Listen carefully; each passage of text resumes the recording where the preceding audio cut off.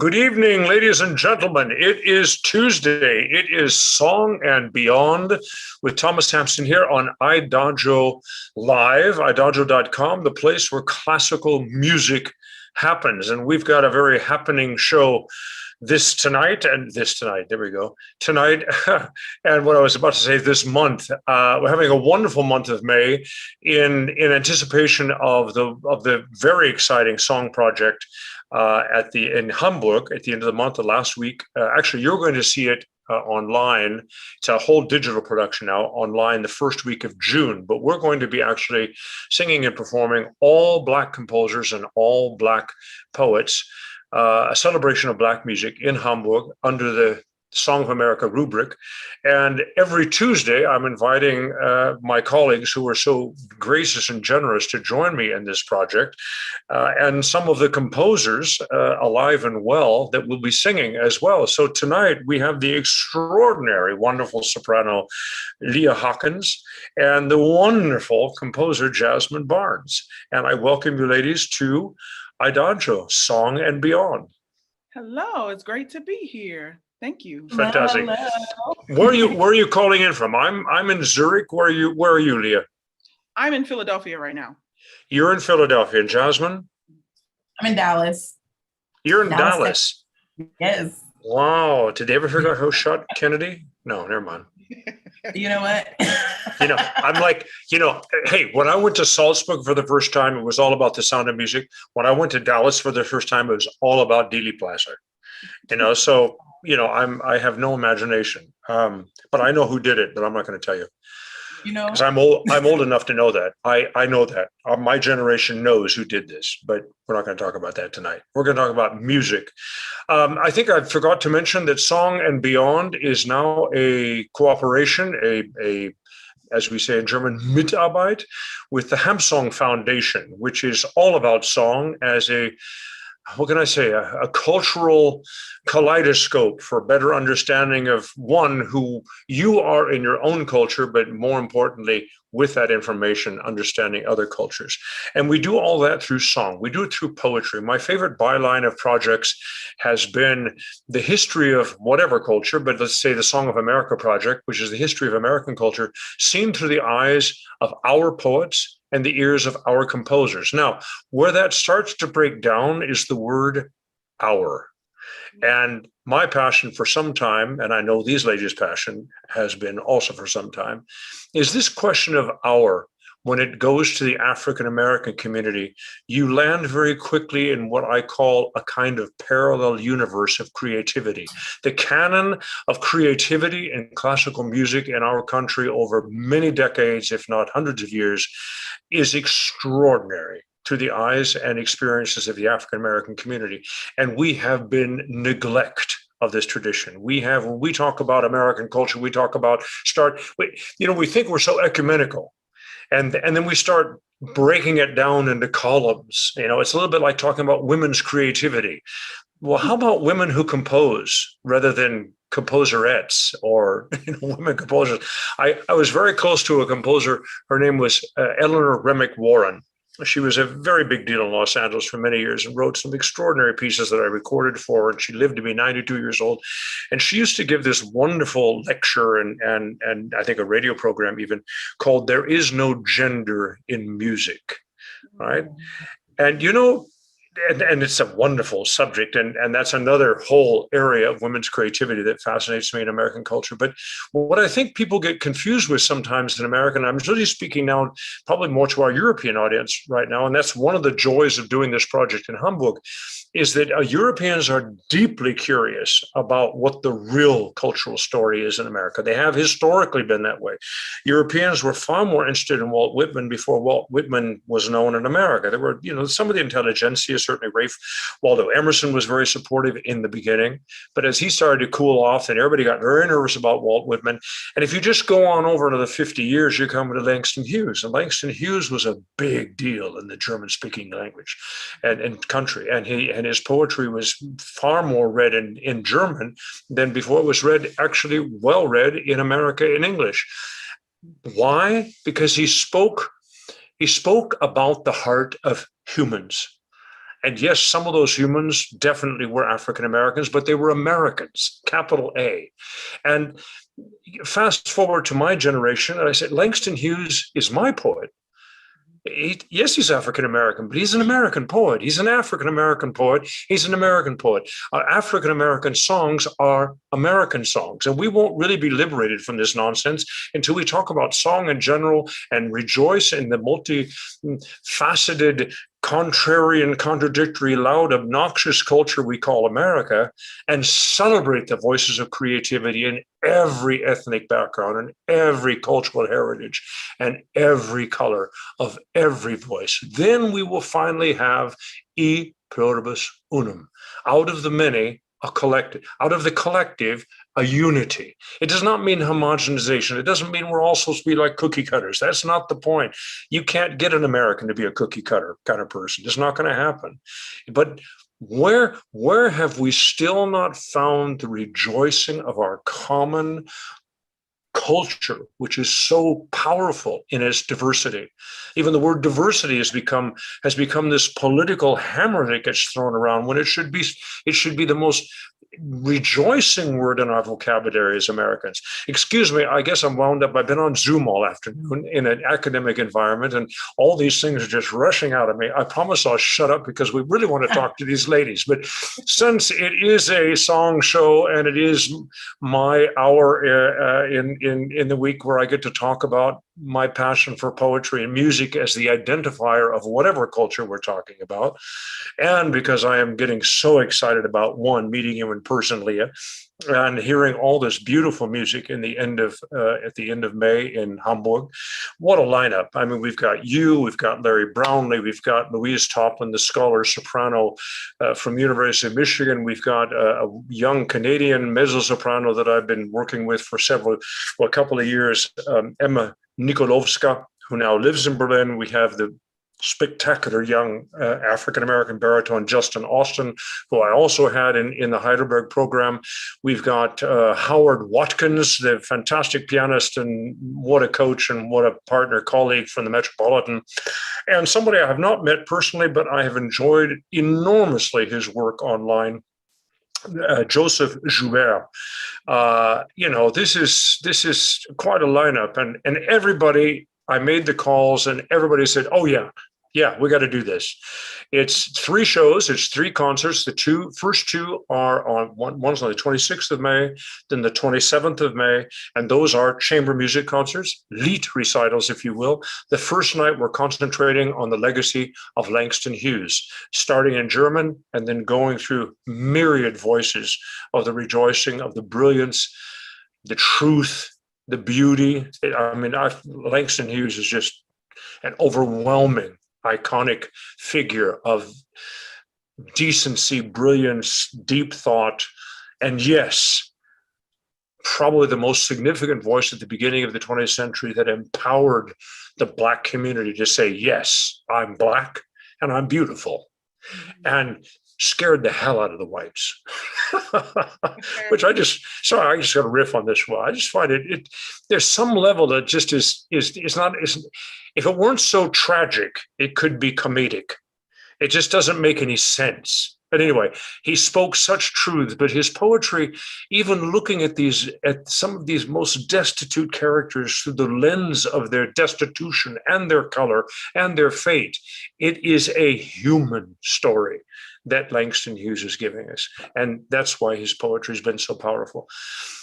There was such an outbreak of sympathy in Europe last summer as the Black Lives Matter movement really blossomed again. And of course, the obscenity, especially of the George Floyd, excuse me, saying names backwards, catastrophe. And finally, we got some justice. But nevertheless, so I called up Christoph Lieben, who is a friend of mine who runs the Elbphilharmonie, and I said, would it be a good time to simply bring this music from all of this heritage in America and have everybody hear it? And so he said, well, like what? So I sent him a list, and he said, I know 2 pieces on this list. And I said, precisely.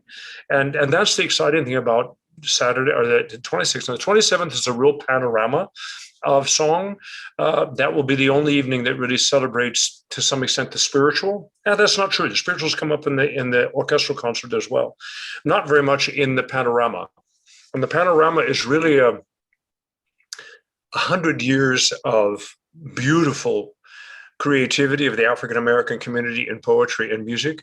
And one of the very exciting things is, and it wasn't necessarily an agenda of mine, but it just became such a momentum because of everybody's contribution. We have a lot of, as we say, living composers joining us on that program. In other words, the song and the voice is alive and well and moving forward. So that's fun. And then we have our orchestral concert conducted by the extraordinary new star on the horizon, Roderick Cox, and the Deutsche Kammerphilharmonie from Bremen. I asked them to join us. I've worked with them. I love them. They're a great group. Not a hesitant moment. Oh yeah, we're free. We're here. We're there. We do this. And it's just been this kind of momentum for this project. Anyway, it'll all be online. It will all be free. It will be on the website of the Elbphilharmonie. It will be on the website of the Hampson Foundation. And more importantly, it will also be on Idagio in our new zero tariff, pay if you would like, but you don't need to. Come and be part of it, platform of Idagio, which enables us for many programs. Another one that I do for Idagio is called Arts at Future, which is all about the next generation of artists. And a lot of those are letting conservatories and young artist programs and competitions show their winners, show what they do and support their students. And of course, they live in a non-for-profit environment, so we can't possibly put up a paywall, but we can make it possible. If you would like to contribute, you can contribute to these projects. And I think that's a wonderful mixture. So we've got a real thing going on. And I said I would shut up, so I will shut up. Ladies, sorry, I didn't really plan on that introduction. My goodness, 12 minutes. That's one of the longest ones I've ever done, but here we are. So that's why we're sitting here together with these spectacularly talented ladies. That I want each of you, one after the other, first of all, kind of do your Wikipedia. Can we start with you, Jasmine? Jasmine Barnes, come on down. Where did you grow up? When did you realize you were a composer? How many siblings do you have? What music did you learn here growing? You know, give us the whole thing. People really love these stories because you know we're normal people. We just happen to be musicians. But I find composers extraordinary. I don't get it. I'm a musician and I go, how do they do that? You know. So who are you? Where'd you come from? I consider myself a student of life, so I'm always learning. But I'm Jasmine. I'm from Baltimore, Maryland. I lived there for most of my life. Literally, I even went to school there, elementary, middle, high school, college. I was in school in Baltimore, and I moved to Dallas in 2018, officially in 2018. But yeah, I actually stumbled into music completely. Stumbled into music. Yeah. What does that mean? Does that mean when you were an 8-year-old, you didn't know classical music or care? No, never heard an opera. Never heard. Well, I hadn't heard an opera either. That is amazing. You know, and I hadn't actually seen an opera until I was in it for the first time. So that's my background is a little What weird. about piano? What about piano? Like, because I know you're a singer and composer, but did you grow up learning an instrument? Here and there. I started with violin in like fourth grade, second through like fourth grade, and I quit because my brothers quit. Anyways, I have 3 brothers for the record, but I quit because they quit, and I was involved in the arts though heavily throughout my entire life. I was in dance, I was acting, I didn't sing. Ironically, I did not sing until college, and that is the weirdest story ever. But I didn't sing until college, and which is actually where I met Leah at Morgan State. Yes. Did you both? You guys went to Morgan State. Yes. Yes. Okay, that's the intersection point. But so what was music like in your house? Are the brothers older? Were you the little sister? I have 2 older brothers and 1 younger brother, but he's going to be 18 this year, so he didn't really exist in my childhood. Yeah, I got that you said younger brother, not little brother. Yeah, you know, little brother. No, but my family's background, my parents are pastors. My mom is a pastor, my dad's a pastor, my grandma's a preacher. So like I grew up in church from sun up to sundown, just about almost every day of the week. So my story is kind of more so rooted in observing music and absorbing what everyone was doing around me, and then trying it out as an adult, which was, a lot of people are like, you didn't sing in church? No, I did not sing in church. I did not sing in church. You didn't sing in church? I did not sing in church. I didn't play instruments in church. I didn't do any of that. I danced. That was what I did. I was a dancer. So, but yeah, when I got to college, my major was architecture at first. My high school I went to was for that too. I was very serious about it. And I changed my major to music. When I changed my major to music, it was like, I don't know, it's like the world opened up. For me, it was just like everything that I was thinking of was like, oh, that's where that creativity was trying to go. Oh, that's it. Wow. So yeah, when I changed my major, I was voice major. And I don't know, it was one of those things a lot of my teachers would say, like, you just have a natural talent for opera, or you have a natural talent for singing. And a lot of people didn't know I just started. Like, I literally just started when I met Leah, I just started singing, like, literally. So for everything to open up the way it did was just like, okay, oh, this is for me. Oh, this is the avenue. But when did I start composing was what you asked. And I started composing actually when I had a voice injury when I was 20. I was about 20 years old. I literally just started training when I was 19 and I had an injury at 20. So it was like, what? It was like, I changed my major and then boom, I had to be quiet for a while. And it wasn't that long. And my otolaryngologist told me I was exaggerating, and I was. But you probably had a strong voice early. The most harmful thing anyone can tell a 19 or 18-year-old is that you're going to be a dramatic soprano. That's like the worst thing because now repertoire is being given to you to like have this big voice, and it's like, well, I don't even know what my voice is, and I'm being told that this is what my voice is, and so that's what That's a scary thing. Yeah. I often being a pedagogue as well. In the early 20s, the equation is almost inevitably always: is the voice more mature than the body, or is the person and body more mature than the voice? And you'd be surprised. I can't tell you which one's better. I can only tell you you better be damn sure that you understand one or the other. Because if you got a strong voice, I remember Dolores Sadrick is a fantastic pedagogue for you young, strong, dramatic types in the early 20s, because it's a whole nother kettle of fish. And I've heard too often that people hurt themselves. They just don't. They're not quite. Your ear and your desire are far more ready to do than your muscles.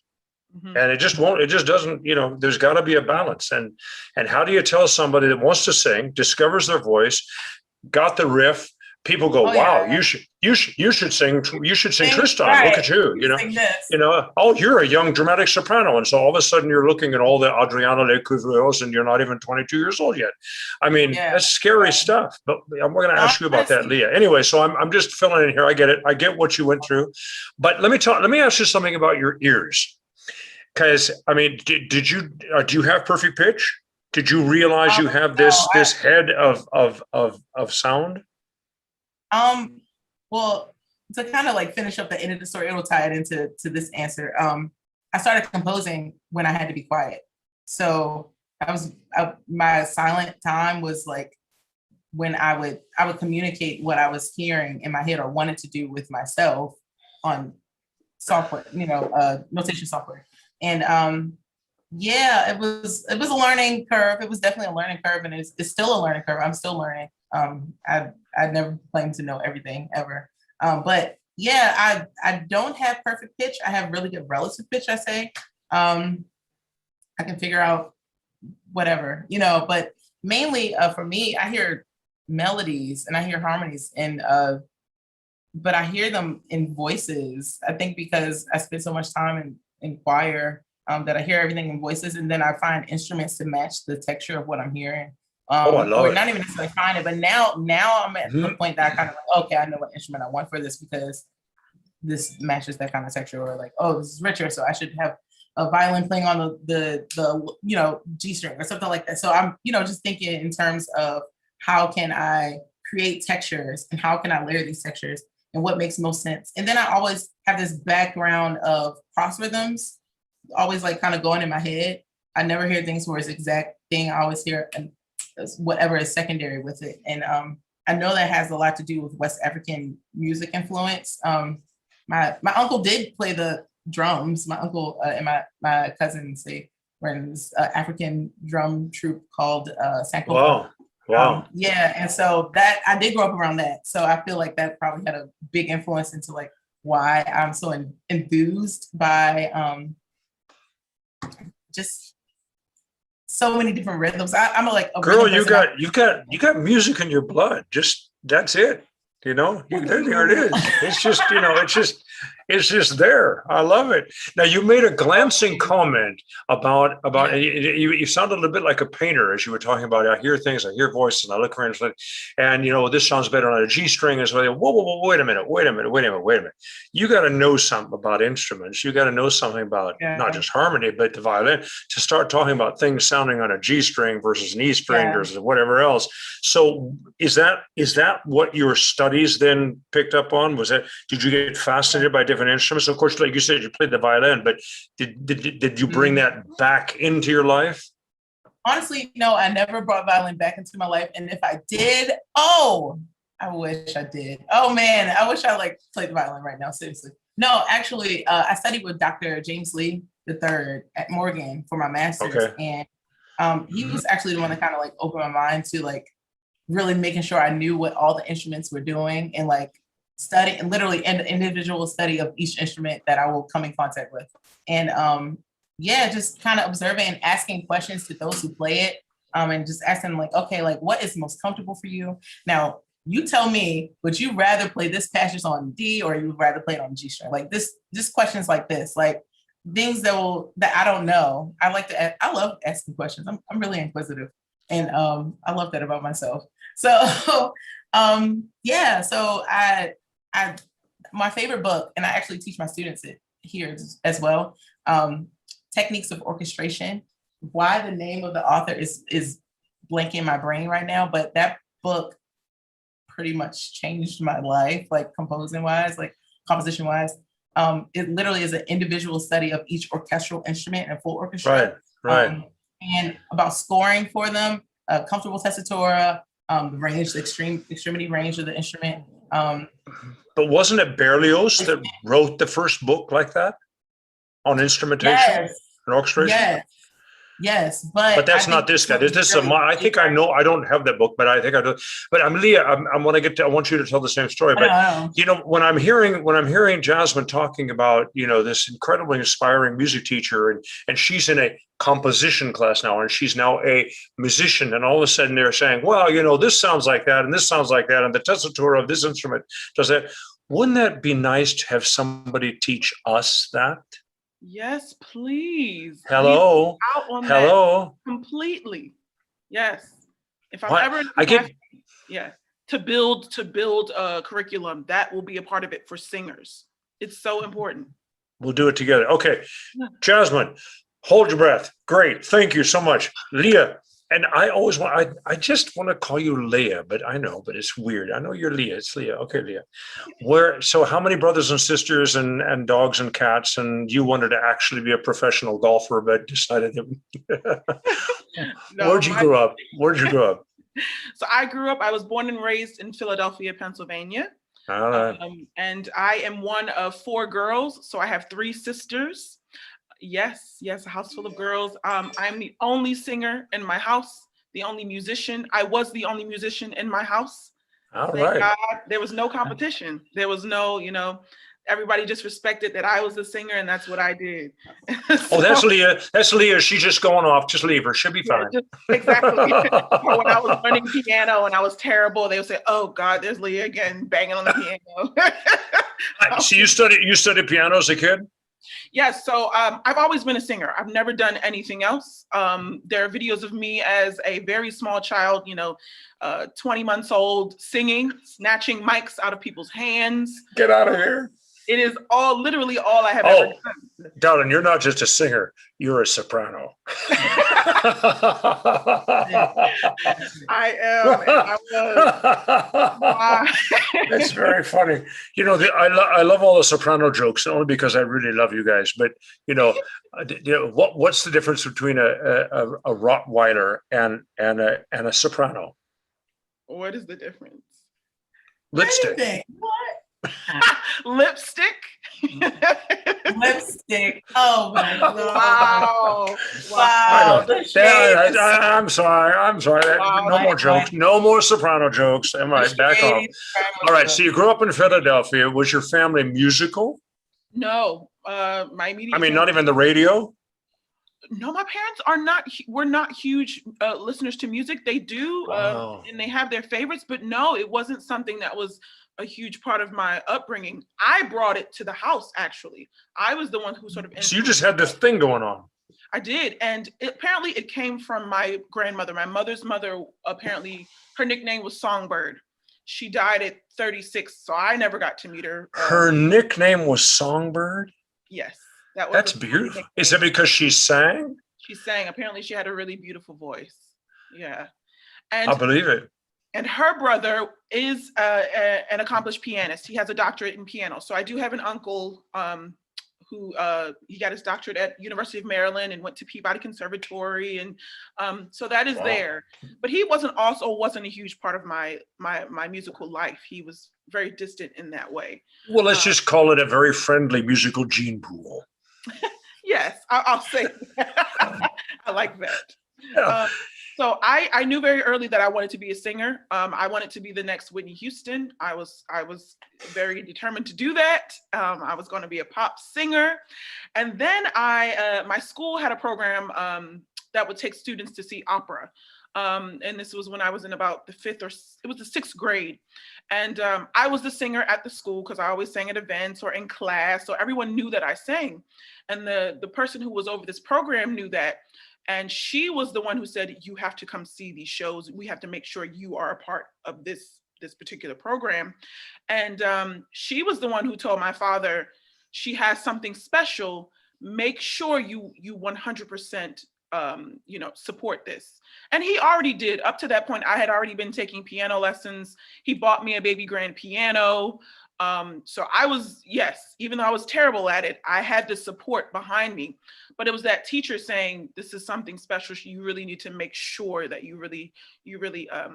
What school was this? This was my elementary school. This was elementary school in Philadelphia. Yep, in Philadelphia. It was my K-8 school. And we had a program, and we had that program that took us to see dress rehearsals of opera. At the Philadelphia Opera House? At the Opera Philadelphia. Yeah. Opera Philadelphia. And yes. do you remember who you saw? It was the first show was Carmen. And I was looking up the dates, and I believe my Carmen was Ekaterina Semenchuk.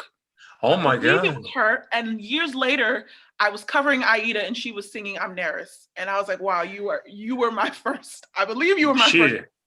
Carmen. She's an angel. I sang.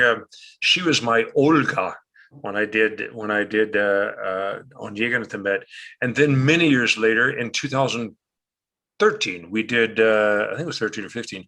We did Don Carlos in Salzburg, and she was Abeille, and we all knew that she was going. It was extraordinary. I was waiting for you to say so many of our colleagues at your generation, when talking about their first, and especially the Black colleagues, when they talk about their first, it inevitably Denise Graves. Mm-hmm. And which just moves me enormously. And I told her that we had a big interview we had a big night and talked about it.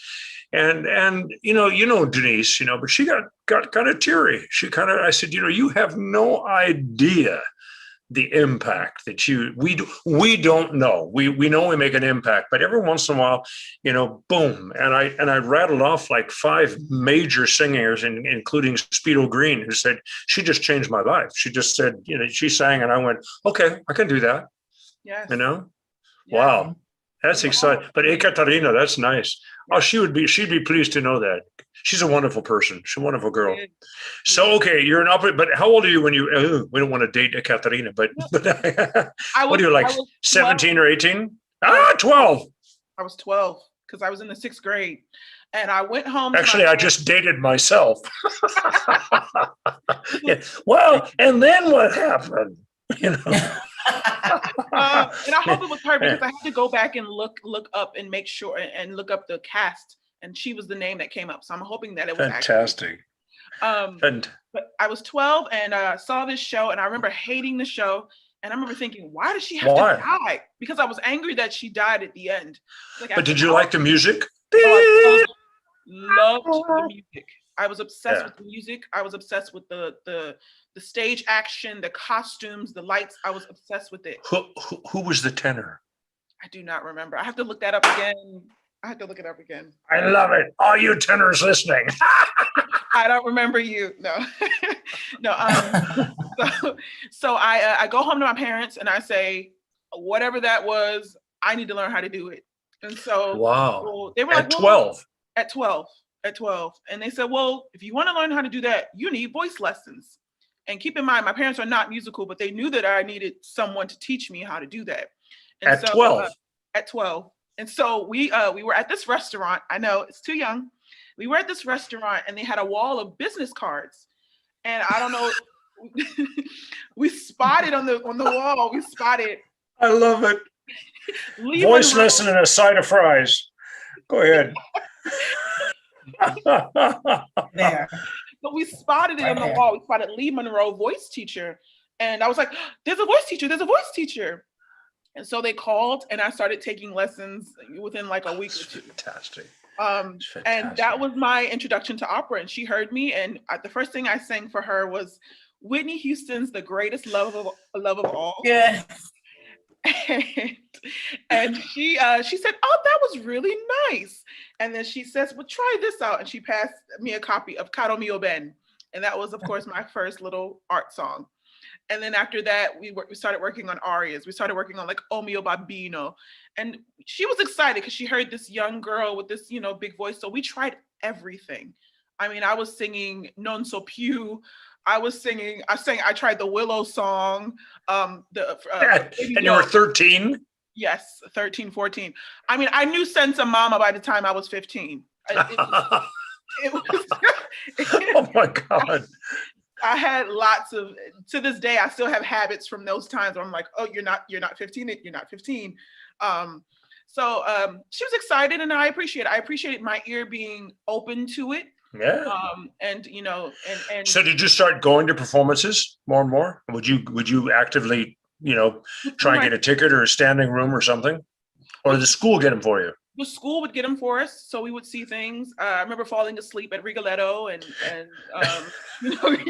going to see the symphony when they would have tickets. I saw I think Damnation of Faust as a teenager, and I ended up going to an arts high school, and so we also, I was involved in voice there and the voice department there, and lots of chorus. Of course, because you sang in chorus. I sang a lot in chorus too. It's wonderful ear training. Wonderful.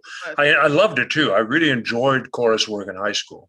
Yeah. I had to choose between the band and the chorus, and because I was playing tuba, and I was actually quite good at it, as cliche as it may sound. but the chorus and the band practiced at the same time, so I had to choose one or the other, and the girls were so much more cuter. They were so cute I mean, it was an environment that I just knew I wanted to be in. Mm-hmm. So I chose singing and never looked back. I don't miss the tuba. Go ahead. So fast forward, you're in a lot of choruses. Jasmine, you didn't sing in choruses? I didn't in high school, but I actually was in the band, and one of the instruments I played was the tuba. So I thought it was funny that you said that. Yeah. Really? A 4-valve or a 3-valve? Three. I had a three valve B flat tuba. Oh my gosh! Yep, same. And I played a solo.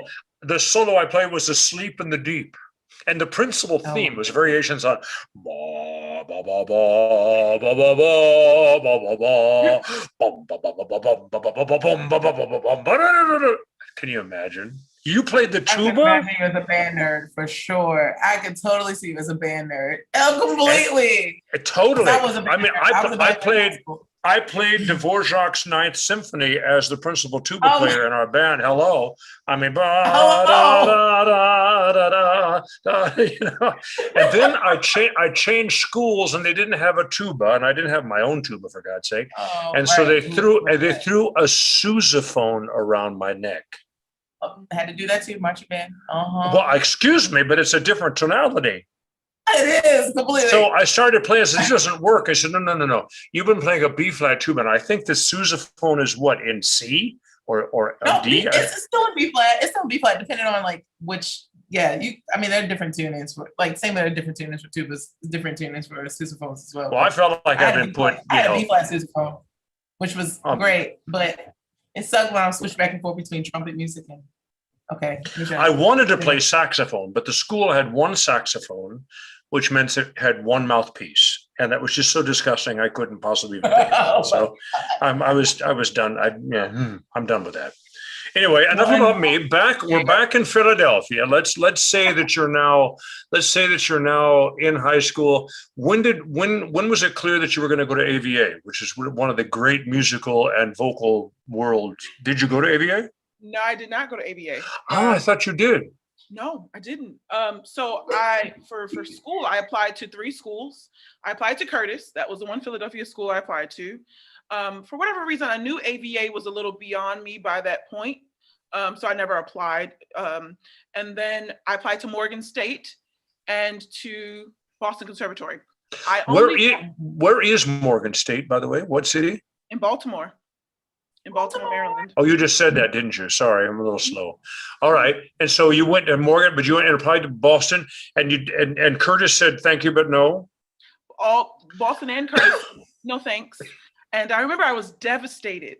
But yeah, Morgan was always in the back of my mind because I had seen Morgan would come to Philadelphia, and I would go to their concerts every year, and that's where my parents wanted me to go, but I was fighting it.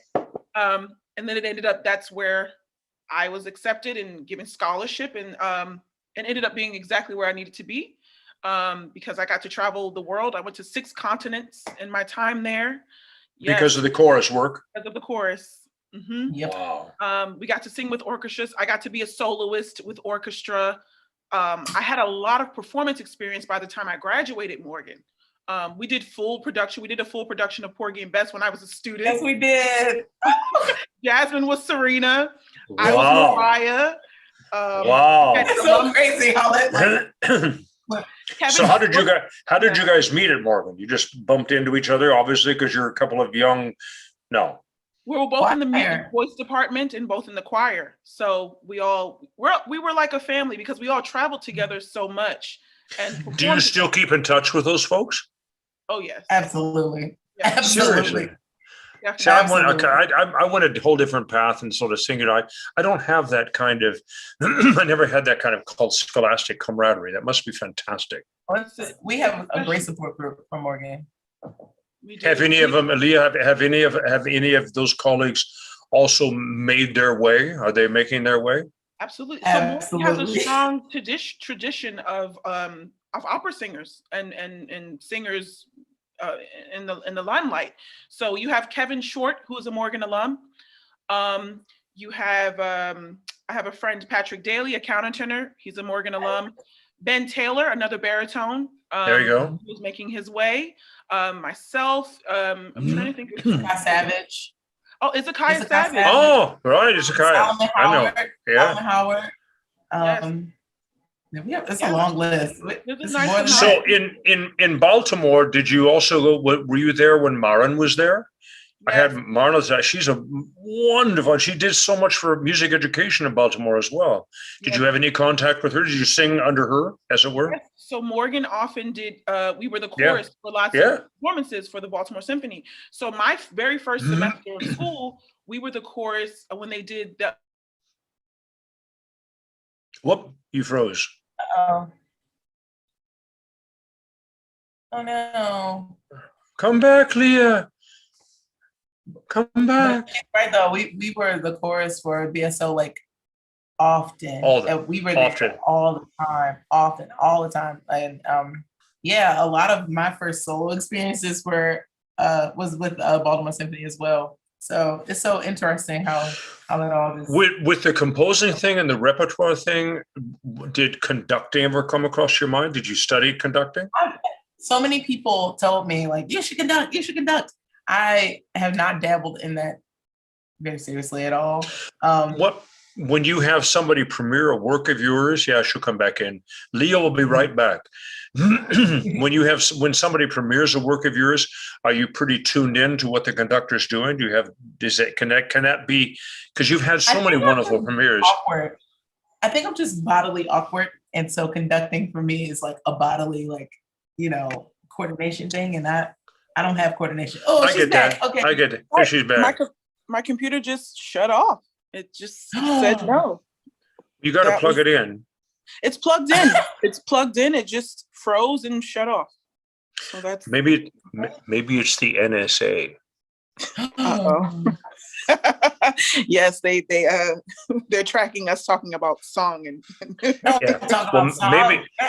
apparently they're also recounting all the votes in Pennsylvania, and then they're shutting down the internet. Never mind. I'm not gonna. Never mind. Excuse me, ladies and gentlemen. That's a private joke. Never mind. Moving on. Here we go. All right.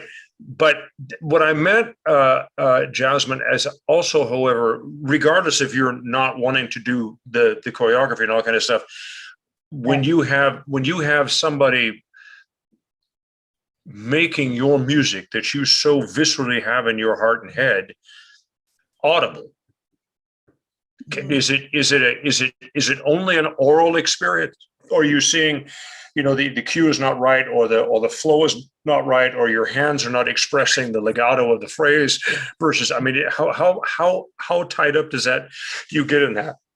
Well, for me, I stay in my lane. Okay. I try not to tell people what to do, especially when it comes to music, because I love that music is interpreted by the performer. I love that. Like, I love that it can be completely different for each performer, because it just shows how, like, well, one of my good friends, brain, come on, Jesse Thompson. Okay. Got it. Wow. My brain, Jessie Montgomery. Oh God. I'm so sorry, Jesse, if you see this. I don't know. My brain just went into like two different people. Jessie Montgomery. She's an incredible composer.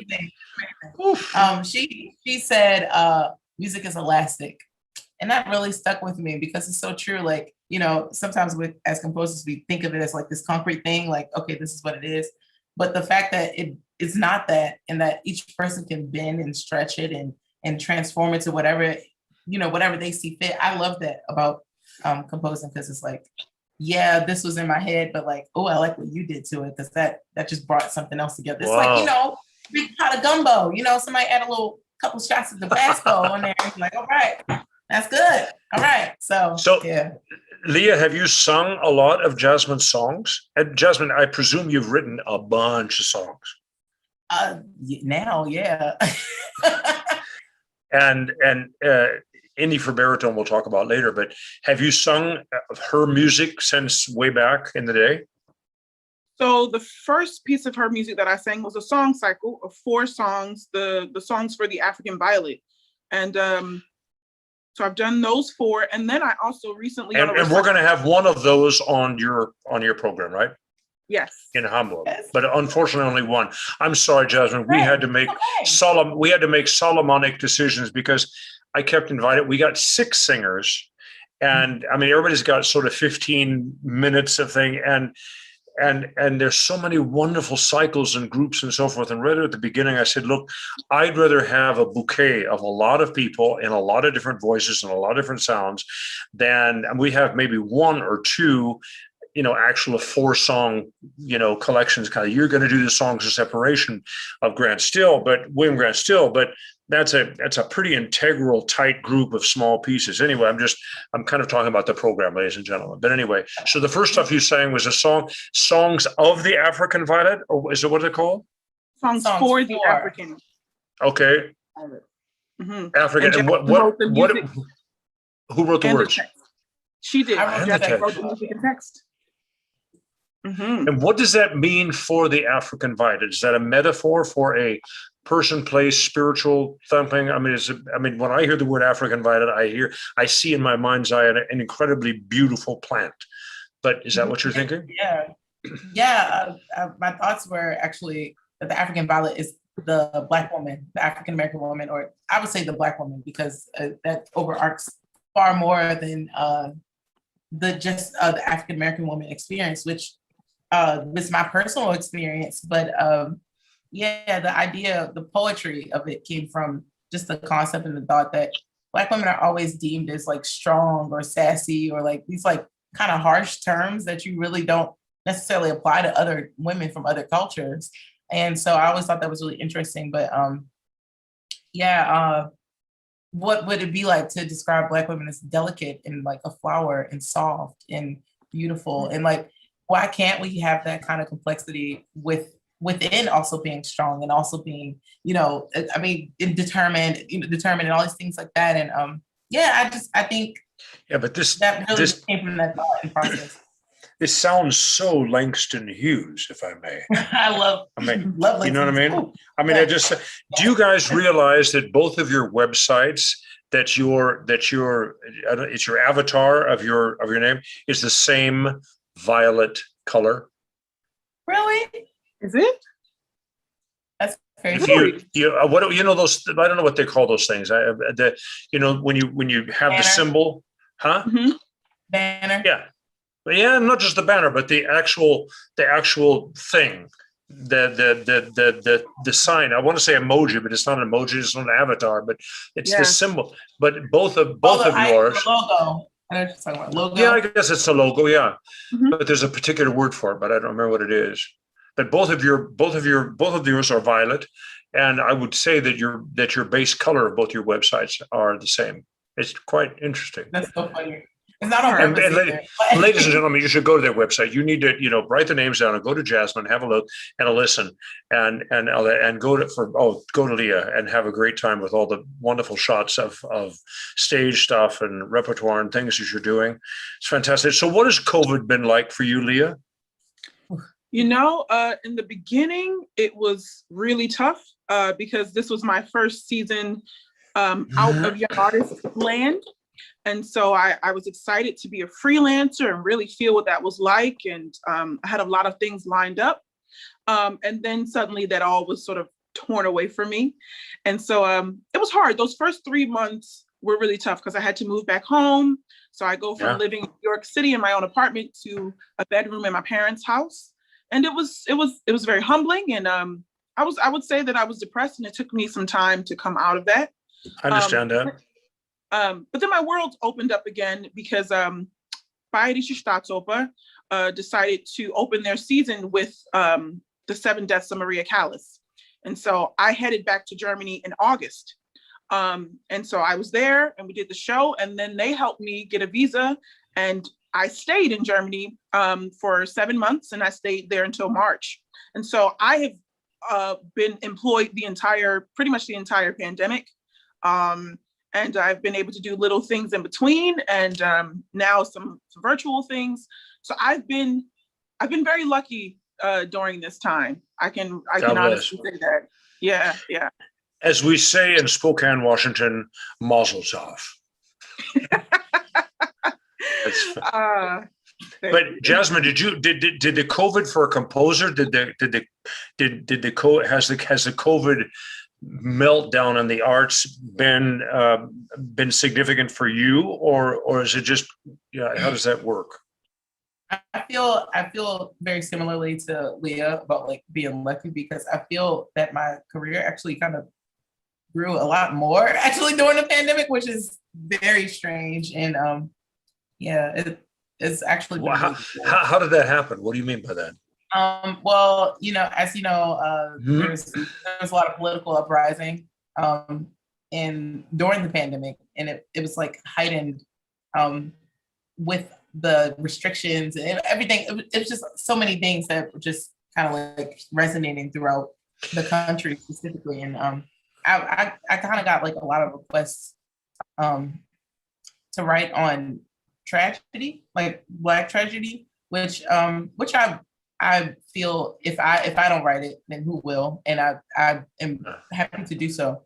But in the same token, I've also had the chance to write stories that have nothing to do with that. And it's been not write stories, write music that has nothing to do with that too. And that has been, I've shocked myself this year. Actually, I'm a teacher. Right now I'm actually at work and people have been knocking on my door since we've been on this all day. I'm looking at them like, no. So, no, like this is actually my last year teaching because I am stepping out on faith and composing full time. It's the scariest thing ever in life, but it is also really rewarding. I know I'll have time to actually learn my own writing style. Like I feel like I have a handle on what I sound like, but to really like have time to refine it, I haven't. I graduated grad school and I moved here and I started working here. And it's been like, my time has been about teaching other people how to do something I'm still like developing, if that makes any sense. So it makes a lot of sense. Are you going to stay in Dallas? I'm going to stay there. Yes. Okay. I'm going to stay here and I'm going to write full time. That is so scary. But I get to kick it off this summer at Chautauqua Opera. I'll be a composer in residence fellow at Chautauqua Opera. And yeah, that's the whole summer. And I'll have some other good news, but I can't even say it. But it's so good. And I'm like, oh, wait, come on, I want to see it. I can't though, but I will when I say it. I'm so excited. I feel like I'm kicking off this scary freelance journey, like really happily, honestly. So yeah. I love it. Leah, I mean, the opera world is still under significant duress. And I, as an American who's made his home now in Europe, and I've been over here the whole time, I've been appalled and quite honestly shocked at the incompetence of the European Union to protect its people. I've been shocked and have taken on occasion to say, you know, I'm not sure. I mean, once Brexit hit, it was like a general unraveling. I mean, all the regulations are completely unique to each country. Yep. All the evidence, empirical evidence that it can only be this way and you have to have this test to fly here, or you have to have this, it's all uniquely Italian or Spanish. Spain has kept open and had the opera under restrictions and concerts and so forth. In Germany, they walk around like they're they want to be in a Martian suit because they're so paranoid about the next German. They now, just today or yesterday, I was talking to my colleagues at the Boulez Saal in Berlin. You know, this is the Germany of today. It's so appalling. So they say, yes, gatherings of 20 people are now allowed with safe distancing, but all Künstlerveranstaltungen, all artist presentations or activities are forbidden. No, yeah. I mean, Germany. So it's been pretty tough. But my question was really about your calendar. I mean, do you sing a lot of concerts as well? But or you just, I mean, I know you were in the Lindemann program, your career's taking off, you know, you've done some wonderful things that have left evidence of you on YouTube and recordings that are really extraordinary. And like I said, I can hardly wait to meet you in person. We've never met in person. You know, yeah. Tell me. It was backstage at Washington National Opera. It was after a rehearsal of the opera. The Missy Mazzoli. Yeah, the Mazzoli piece, Proving Up, exactly. I have a picture of you greeting me backstage. Did you were singing, right? Yes, I was the mother. You were the mother. I now remember that. And I came backstage to say hi to y'all. Yes. But I remember that. Oh, I forgot the specificity, but I remember that I was there to hear that. Isn't she an amazing composer? She is. Oh my gosh, she writes beautifully for the voice. Oh my goodness. Yes. And Royce Vavrick, the librettist, has become a very close friend, and we've actually got a couple of projects coming up in the future, which are really a lot of fun. Right. But I remember that's at Washington, of course, run by Francesca Zambello, who's one of my closest friends and colleagues. I just admire her, and of course the whole Kennedy complex with Deborah Rutter, and I mean, you know, you name it, and you know, it's gonna be fantastic. So, I mean, what's going to happen with your schedule? You're just kind of waiting for things to happen, or what's going to happen? Well, that's what's been happening. Things have just been popping up because, you know, I stayed in Europe for that time, and I had gigs in Europe lined up, and all of those were canceled. I was supposed to sing in Rome. I was supposed to sing in Berlin and Heidelberg, and that all was canceled. Wow. What were you going to sing in Heidelberg? I was doing a concert. They wanted to do a concert of Black music in Heidelberg. So that was... Who would have thought? Ladies, you know, I had Anthony Green, the composer, on the show last week, and I'm kind of asking all of my Black colleagues this question. I mean, this last year has been tough. It's been tough. It's been volatile.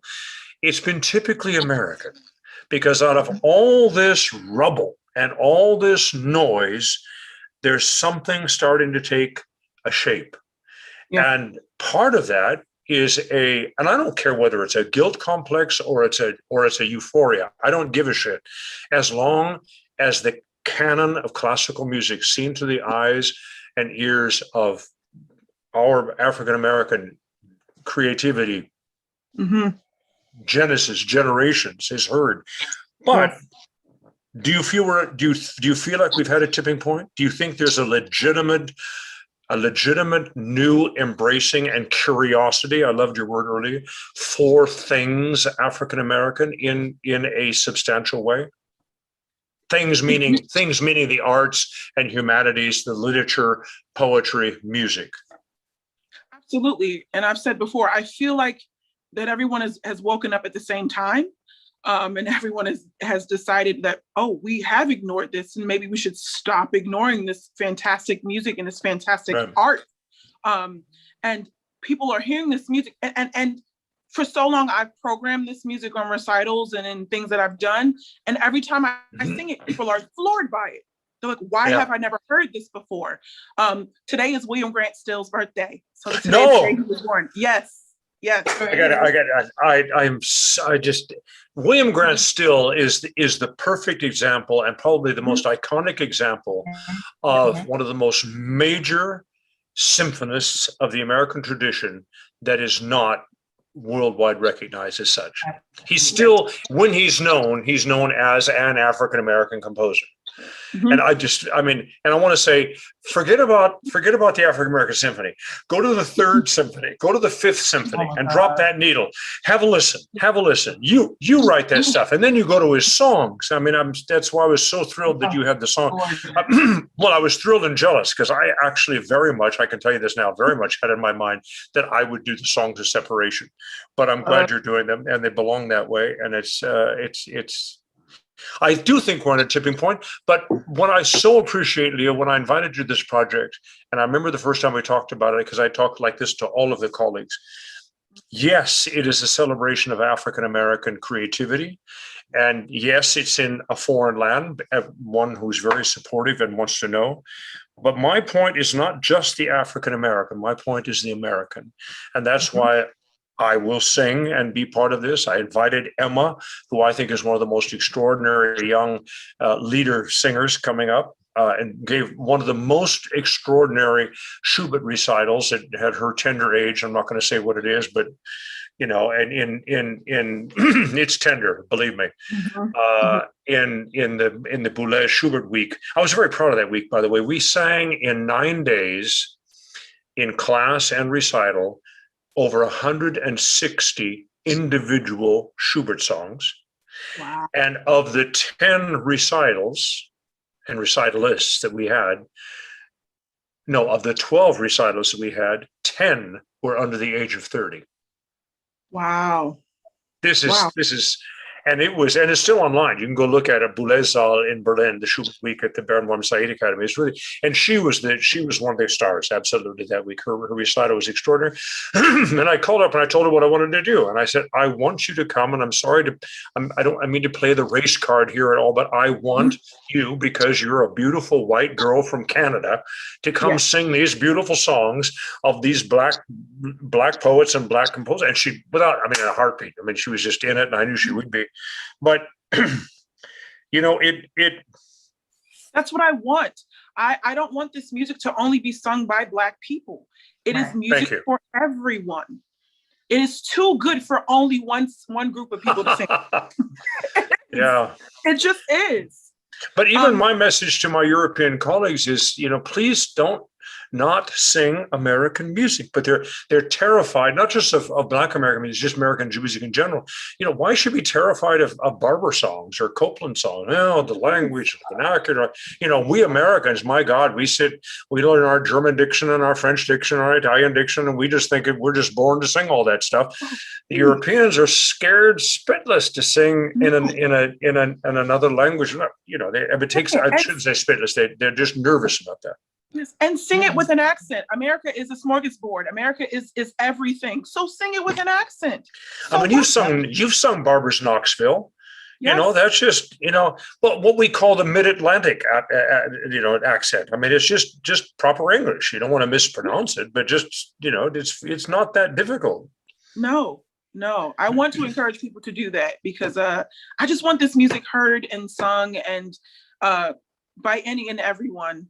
I'm passionate about it. And that's why I continue to program it. I've sung those William Grant Still songs for so long because they're so beautiful and everyone loves them. And I want everyone to hear them. And I want the world to hear them. He's a wonderful composer. And we're doing we've centered on Highway 1, his completely unknown opera, but what gorgeous music and what a gorgeous libretto. Louise brought that to the board.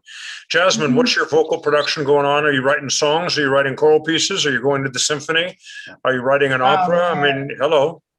My goal for this year is to write a symphony, but that's going to be in my time of being a full-time composer. I'm so excited to try things out and because I haven't had the time. But yeah, I'm actually writing a piece right now for the Kennedy Center.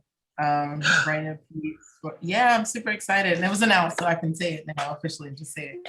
Yeah, I'm writing a lot of things. I can't even list it off in my brain right now because I'm so behind. That's another story for another day. But I'm working on it. I'm getting my time caught up together. And but yeah, I'm so excited for this year and next year. I think it's going to be, I'm excited. I'm sorry. Okay. That's just me in general right now. It's very contagious. It's very contagious. I can tell you, both of you. And it's all up. Ladies, it's all up to your generation. Everything I've got left. I love singing. I love doing what I'm doing. I'm not going anywhere. But, my motto is empower, enable, and embrace. And it's all about, before I die, I hope to see the dial actually change. I want to see it change, I just also want to say this publicly. Leah and I are close in age, but when I got to Morgan, I was just so green in music, and everyone I met, I just was a sponge around them. I just absorbed everything that they had. And Leah was definitely one of my biggest influences just in general in music, period. Just her musicianship, her drive, I always saw her working. I never saw her chilling and not working on what she wanted to be and who she wanted to be. And it's so good to see these things actually happen for her. And I'm like, yes, okay. I'm rooting from afar, but then it's I do my own work and I'm in my own lane and I'm doing my own thing. And it's a beautiful thing. I love you, Leah. I love you too. You girls. So stop. Oh, here we go. We're all going to start crying and weeping. You've been very generous. We're an hour out. Ladies and gentlemen, you want to come by the first week of June and have a look and listen to these concerts. We're going to film them live. So you'll very much be watching a live performance, but they will have been the week before. And you're going to hear some music. Yes, most of it you won't know. You won't maybe even know the names of the composers, certainly not the librettos. We're going to take care of that. We've got websites and podcasts coming on, and we'll walk you through that. But you are in for if you say, oh, I have no idea, 100 times, it'll be less than you'll probably do it. It's going to be revelatory. And I must say, like I said, Louise Toppin, Leah Hawkins, Larry Brownlee, Tom Hampson, Emma Nikolovska, Justin Austin, and these wonderful pianists, you know, and Roderick and the Bremen, you know, it's going to be quite a celebration of some of the most significant creativity that our country can be proud of. Love you, girls. Do it. Love you. Thank you. I'm so excited. Thanks for being on. See you all next week. Yes, it'll be more people from the May thing. All of May. I'm just going to bring you all the colleagues that we're doing this concert with, and some more composers. So thank you for joining us.